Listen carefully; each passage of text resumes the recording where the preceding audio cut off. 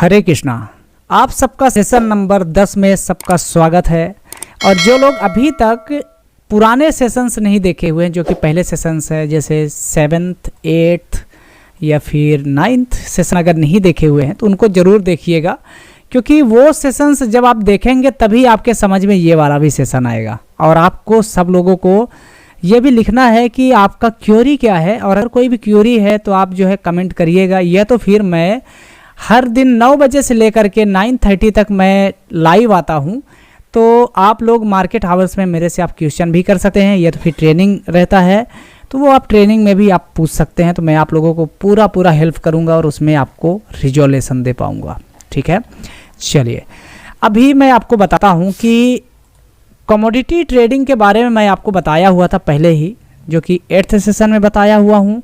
Commodity trading में और क्या क्या इंस्ट्रूमेंट्स की आपको ज़रूरत पड़ता है और किस तरह से आपको ट्रेंड फॉलो करना है, या तो फिर कोई भी आप ट्रेडिंग अगर आप करना चाहते हो तो उसमें क्या क्या चीज़ें ज़रूरत होती वो मैं आप लोगों को बताऊंगा। तो सब लोगों को अभी मैं बताता हूं निफ्टी के बारे में, क्योंकि इक्विटी ट्रेडिंग करने वाले ज़्यादा लोग हैं यहाँ पे, तो इक्विटी ट्रेडर्स ज़्यादा आते हैं, इसके लिए मैं आपको बता रहा हूँ। तो सब लोगों को पहली बात है कि आपको जो चार्ट देखना है, तो चार्ट देखने के लिए आपको 15 मिनट का टाइम फ्रेम यूज करना है, 15 मिनट का टाइम फ्रेम।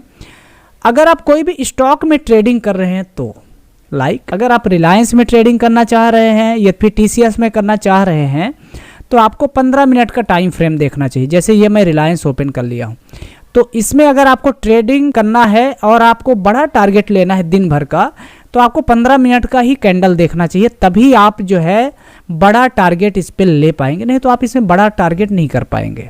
ठीक है, तो आपको ये बेसिक चीज़ें आपको ध्यान में रखना है। उसके बाद में आपको क्या देखना है, अगर आप कोई भी इंडेक्स में अगर आप ट्रेडिंग कर रहे हैं, जैसे निफ्टी, बैंक निफ्टी, तो आपको 5 मिनट का टाइम फ्रेम देखना है। मैं ट्रेडिंग व्यू यूज करता हूं, तो ट्रेडिंग व्यू हमें ज़्यादा यूजर फ्रेंडली लगता है। ट्रेडिंग व्यू में इसके जो और भी पेड वर्जन है, अगर आपको वो यूज करना है तो हमारे डिस्क्रिप्शन में दिए हुए धन के लिंक से अपना डीमैट अकाउंट ओपन करिए, तो वहाँ पे आपको ट्रेडिंग व्यू के सभी टूल्स पूरी तरह से फ्री मिलेंगे। और मैं आपको पेड ग्रुप में भी ऐड कर लूँगा उसमें, तो आपको जो भी लेवल्स और जो भी नॉलेजेबल चीज़ें रहेंगी, ट्रेनिंग वगैरह सब कुछ पूरा फ्री मिलेगा। ठीक है, तो आपको इस तरह से देखना है। इसमें आपको क्या क्या देखना है कि अगर आप कोई भी ट्रेंड आप अगर फॉलो करेंगे, कोई भी ट्रेंड हो, चाहे वो अप ट्रेंड हो या तो फिर डाउन ट्रेंड हो, तो अगर आप वो ट्रेंड फॉलो करेंगे, तो ट्रेंड अगर आप फॉलो करेंगे तो आप ज़्यादा बड़ा पैसा नहीं बनाएंगे। ठीक है, वो ट्रेंड फॉलो करने के बाद आपको बाद में जो है पैसा तो मिलेगा आपको, लेकिन आपको जल्दी एग्जिट करना होगा। जैसे कि ये मैं निफ्टी ओपन किया हुआ हूँ, निफ्टी है, आज का डेट है 21 अक्टूबर, और 21 अक्टूबर को अगर हम लोग देखेंगे तो ये निफ्टी लगा हुआ है 5 मिनट के टाइम फ्रेम पे चार्ट लगा है। तो यहाँ से अगर आप देखेंगे तो ये क्या किया है, डाउन ट्रेंड में ये कंटिन्यू रहा, और डाउन ट्रेंड में यहाँ से ले करके यहाँ तक कंटिन्यू ये डाउन ट्रेंड ही फॉलो करता गया। ये अगर क्या होता है कि यहाँ से चला, नीचे गिरा, और यहाँ पर से एक बार ये ऊपर उठना चाहा, लेकिन इसका हाई ब्रेक नहीं किया। तो जब ये ब्रेक नहीं किया तो इसके कंटिन्यू लो बना रहा है, तो लोअर लो का ये फॉर्मेशन हो गया, जिसे डाउन ट्रेंड कहा जाता है। ठीक है, अब उसके बाद यहाँ से चला, ये वाला लेवल डाउन ट्रेंड, फिर ऊपर उठना चालू किया लेकिन नहीं उठ पाया, इसका हाई नहीं ब्रेक किया, 1 हो गया कंफर्मेशन। फिर दोबारा ये फिर से नीचे आया और ये वाला फिर से एक हाई बनाया, लेकिन इसका हाई को नहीं तोड़ा, तो फिर ये कंटिन्यू फिर से नीचे आ गया। अब उसके बाद यहाँ पे क्या होता है, आप खुद ही सोचिए कि यहाँ से नीचे तो आया ये, लेकिन यहाँ पे एक और लो बना दिया, राइट, क्योंकि ये वाला लेवल नहीं तोड़ा।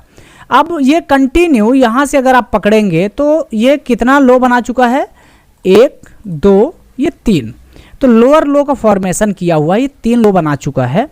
अब इसका जो है ट्रेंड तभी चेंज होगा जब ये जो पहला वाला ये लो है, इसके हाई को जब ये ब्रेक कर देगा तो इसका ट्रेंड चेंज हो जाएगा। ठीक है, तो यहाँ पे क्या करेंगे, यहाँ से ये आया नीचे, ये एक लो बनाया। अब इसका ये लेवल ब्रेक करने के लिए क्या करना होगा, इसे ऊपर जाना होगा। तो हमें ये कंफर्मेशन दे देता है कि ये लेवल अगर ये ब्रेक करेगा तो ये ऊपर जाने की तैयारी कर रहा, यानी कि जो नीचे जा रहा था डाउन ट्रेंड में था तो इसका ट्रेंड चेंज हो गया और उसके बाद जो है ये अपर ट्रेंड में चलना चालू हो सकता है। ठीक है, तो जब ऐसा रहे तो हमारा स्टॉप लॉस यहाँ पे होना चाहिए। जब ये यहाँ पर से रिटर्न जाए तो हमें क्या हो जाए, स्टॉप लॉस लगा रहे और हमारा पैसा बच जाए, क्योंकि यहाँ पर से जो हम लोग खरीदे हुए थे तो ये हमारा ह्यूज प्रॉफिट मनी बनता है, तो ये हमारा पैसा सेफ हो जाता है। ठीक है, तो ये कहलाता है ट्रेंड जिसे बोला जाता है। इसे इसे जो है तो काउंटर ट्रेंड अगर आप कहेंगे तो ये गलत होगा, तो आपको काउंटर ट्रेंड नहीं बोलना है इसको। काउंटर ट्रेंड क्या होता है, काउंटर ट्रेंड ये होता है कि अगर समझिए कि ये इसको मैं डेली टाइम फ्रेम पे लेके चलता हूँ। अब निफ्टी है, ये निफ्टी अगर क्या करता है कि आप आज के दिन आप बाइंग किए हुए हैं, नियर जब चालू था ये 17,500 के नियर आप बाय किए हुए, उसके बाद आप ये सोच रहे हैं कि इसका आपका टारगेट है, या फिर आप एनालाइज किए हुए हैं कि 200 पॉइंट 300 पॉइंट जा सकता है मार्केट, 400 पॉइंट का अगर आपको बड़ा मोमेंट खाना है तो उसे स्विंग ट्रेड भी बोलते हैं और उसे काउंटर ट्रेंड भी बोला जाता है। यानी कि वो जब तक अपर लेवल में है और आप कोई भी एक डिसाइडेड लेवल लगाए हैं, वो लेवल तक अगर वो पहुंच जाता है तो वहाँ पे ही आप एग्जिट करेंगे, उसके बीच में एग्जिट नहीं करेंगे। एग्जाम्पल के लिए मैं आपको बताया कि 17,500 में जब ये था तो आप क्या किए हैं, कॉल खरीदे हुए हैं और ये आपको लग रहा है कि ये 18,000 तक ये जा सकता है, राइट।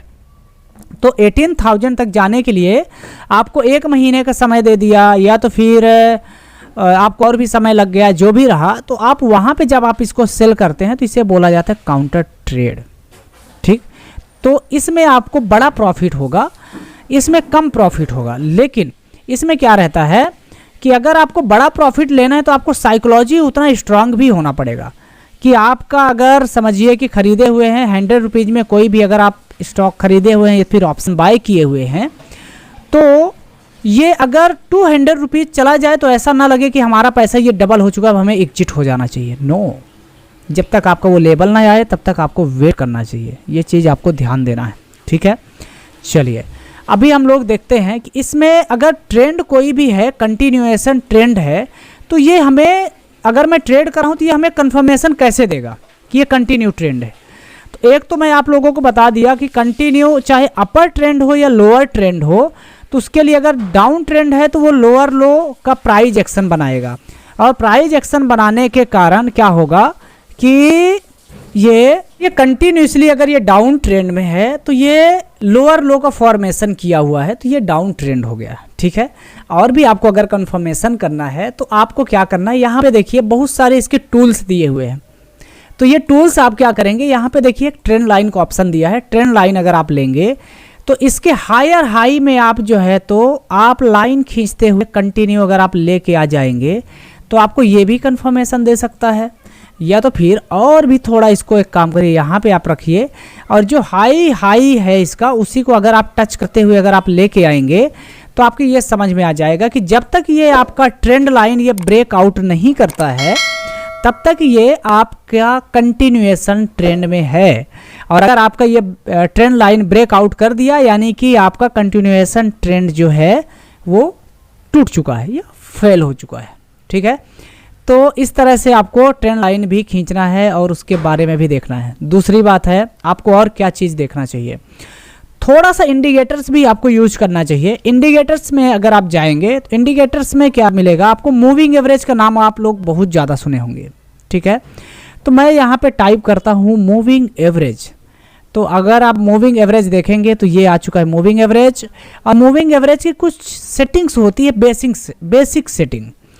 तो बेसिक सेटिंग जो होती है तो उसमें आपको क्या करना है कि यहाँ पे इसमें जब आप क्लिक करेंगे मूविंग एवरेज, तो मूविंग एवरेज में क्लिक करने के बाद यहाँ पे सेटिंग का ऑप्शन आता है, और जब आप इसमें सेटिंग में क्लिक करेंगे तो मैं बेसिकली लेंथ यूज करता हूँ, एक तो 21 का यूज करता हूँ। अभी 21 लेंथ क्या है कोई बताएंगे, कमेंट करके आप लोग बताइएगा। 21 का जो लेंथ होता है, यानी कि ये देख रहा है कि 15 मिनट या 5 मिनट या 1 घंटे की जो भी कैंडल बन रही है, तो उसका एवरेज क्या आ रहा है, उसी के अकॉर्डिंग ये जो है moving average up and down होता रहता है। एग्जाम्पल के लिए यहाँ पे देखिए ये डाउन है और उसके बाद ये अप चला गया, फिर उसके बाद फिर ये डाउन हो गया। तो ये देखता है कि इसका लेंथ जो है 5 मिनट का कैंडल है ये, तो इसका लेंथ किस तरह से है, उसी हिसाब से ये कैलकुलेट करके ये लाइन जो है अप एंड डाउन हो जाता है। ठीक है। और एक मैं दूसरा मूविंग एवरेज यूज करता हूँ, जो कि वो टाइम फ्रेम या लेंथ रहता है 55 का। तो एक और मैं मूविंग एवरेज लगा सकता हूँ, आपको जितना मूविंग एवरेज लगाना है लगा सकते हैं। बेसिकली मैं जो है तो आप सबको बोलूँगा कि अगर आप लोग कोई भी इंडिकेटर्स यूज ना करें तो बेटर है। मैं यूज नहीं करता। अगर आप प्राइस एक्शन ट्रेडर रहेंगे तो आपको जो है तो उसका बेनिफिट मिलेगा। अभी ये देखिए, ये यहाँ पे पेड वर्जन के लिए बोल रहा है, क्योंकि मैं ये धन एप्लीकेशन यूज नहीं कर रहा हूँ इसके लिए। तो आपको यही पेड वर्जन से अगर आपको फ्री पाना है, जैसे कि इसमें आप जब क्लिक करेंगे तो ये देखिए पेड वर्जन कितने महंगे हैं, $10 ईच मंथ, $17, $30, ये सब आपको पूरा फ्री मिलता है। तो इसमें आपको पैसा वो नहीं डालना है, आपको धन एप्लीकेशन मेरे पास अकाउंट ओपन कर लेना, बस हो गया। ठीक है, तो आपको ये चीज़ मिल जाएगी। चलिए, तो अभी हम लोग कहाँ पे थे, हाँ, तो हम लोग अभी आ जाते इस पर चार्ट में आ जाते हैं। तो चार्ट में आपके ज़्यादा समझ में आएगा, जो कि हम लोग कंटिन्यू कर रहे थे। ठीक है, तो अभी आप लोगों को इसमें ज़रूर ध्यान देना है कि मूविंग एवरेज किस तरह से आपको यूज करना है, किस तरह से है, और उसका जो ये लेंथ होता है, तो लेंथ ये हमें बताता है कि हमारा जो ये पहले की कैंडल बनी हुई है उसके अकॉर्डिंग कौन सी जो है तो ये कैंडल्स ऐसी है जो कि ये कर रहा है, कंटिन्यूसन हमें इंडिकेट कर सके। इंडिकेटर्स का मतलब क्या होता है? इंडिकेटर्स का मतलब ये हो गया कि अगर आपका ये शहर है, समझिए चार्ट को आपको शहर समझना है या गांव समझना है, क्योंकि अगर आप इससे अगर आप दोस्ती कर गए ना, तो आपको ये ऑटोमेटिकली बताने लगेगा कि मैं कहाँ से गिरने वाला हूँ, कहाँ से मैं ऊपर जाने वाला हूँ, सब कुछ आपको ये बताने लगेगा। समझ गए? तो अगर आप कोई नए शहर में अगर आप जाते हैं, तो नए शहर में जाने के लिए आपको जो है तो वहाँ पे कहीं ना कहीं इंडिकेटर्स लगे होते हैं कि यहाँ पर से आप लेफ़्ट जाइए, या तो फिर रोड घुमी हुई होगी, या फिर वहाँ पे ब्रेकर्स हो सकते हैं, या जेब्रा क्रॉसिंग हो सकती है, सिग्नल हो सकता है, फ्यूल स्टेशन हो सकता है, टोल नाका हो सकता है। तो ये सब इंडिकेट करने के लिए जो सिंबल्स लगे होते हैं उसे इंडिकेटर्स कहते हैं। तो उसी तरह से यहाँ पे भी इंडिकेट करने के लिए मार्केट को इंडिकेटर्स यूज किए जाते हैं, लेकिन इनका श्योरिटी नहीं होता है। ठीक है, तो आप लोगों को ये ज़रूर ध्यान देना है। बेसिक इंडिकेटर्स थोड़ा आप यूज कर सकते हैं, लेकिन ज़्यादा अवॉइड करिए तो बढ़िया है। अगर आप चार्ट देखना सीख जाएंगे तो आप समझिए कि आपका शहर है और आपके शहर में कहाँ पे गड्ढा है, कहाँ पे कंस्ट्रक्शन का काम चालू है, कहाँ से लेफ़्ट जाना है आपके घर जाने के लिए, और कहाँ पर से राइट, या फिर कहाँ पे फ्यूल स्टेशन है, या फिर कहाँ पे ब्रेकर है। अगर लाइट नहीं भी रहेगी तो आप जो है बड़े आराम से वहाँ पे चले आओगे और कुछ भी आपको ज़रूरत नहीं पड़ेगी कोई इंडिकेटर्स देखने की, है ना। तो उसी तरह से आपको इसकी दोस्ती करना है। जब आप दोस्ती कर लेंगे, चार्ट पढ़ना सीख जाएंगे, तो ऑटोमेटिकली आपको जो है तो ये बेनिफिट्स देगा। ठीक, तो ये आपको ध्यान देना है, बेसिक चीज़ें हैं, आपको ये चीज़ें ज़रूर फॉलो करना होता है। ठीक है, और एक मैं बता देता हूँ, अगर समझिए डॉलर है, डॉलर अगर जितना ही मजबूत होगा, यानी कि हमारा रुपए जो है तो उतना ही गिरेगा, यानी रुपए महंगा होगा, है ना। रुपए महंगा कैसे होगा कि अगर अभी 83 रुपीज़ अगर रुपी चालू है और हमें क्या करना पड़ रहा है, 83 रुपीज़ दे करके हमें $1 खरीदना पड़ रहा है, यानी कि हमारा रुपए जो है तो वीक है। और हमारा अगर ये रुपए जो है मजबूत होगा जितना ही, तो उतना ही हमारा मार्केट भी मजबूत होगा और मार्केट भी ऊपर जाएगा। यानी कि जो ये रुपए है 83 रुपीज़ अगर अभी चालू है, तो ये अगर समझिए कि पहुंच जाता है 80 रुपीज़ अगर चला जाता है, तो ये और मजबूत हो गया, क्योंकि पहले जहाँ पे हमें 83 रुपीज़ दे करके $1 लिया जाना पड़ता था, तो अभी हमें 80 रुपीज़ ही दे करके ख़रीदना पड़ रहा है ना। तो ये चीज़ आपको बहुत ज़्यादा काम आएगा, ये बेसिक चीज़ें आपको जानना चाहिए। और अगर डॉलर जितना ही मजबूत होगा तो गोल्ड का भाव उतना ही गिरेगा, और जितना ही रुपए मजबूत होगा उतना ही गोल्ड का भाव बढ़ेगा। ये आपको बेसिक चीज़ें आपको जानना चाहिए और वही आपको फॉलो भी करना चाहिए। ठीक है, होप सो आप लोगों को ये इन्फॉर्मेटिव लगा होगा। हम लोग मिलेंगे अगले सेशन में। कमोडिटी के लिए और चार्ट के लिए कि छोटा सा ये नॉलेज था जो कि आपको बताना ज़रूरी था। तो हम लोग मिलते हैं 11th सेशन में। हरे कृष्णा।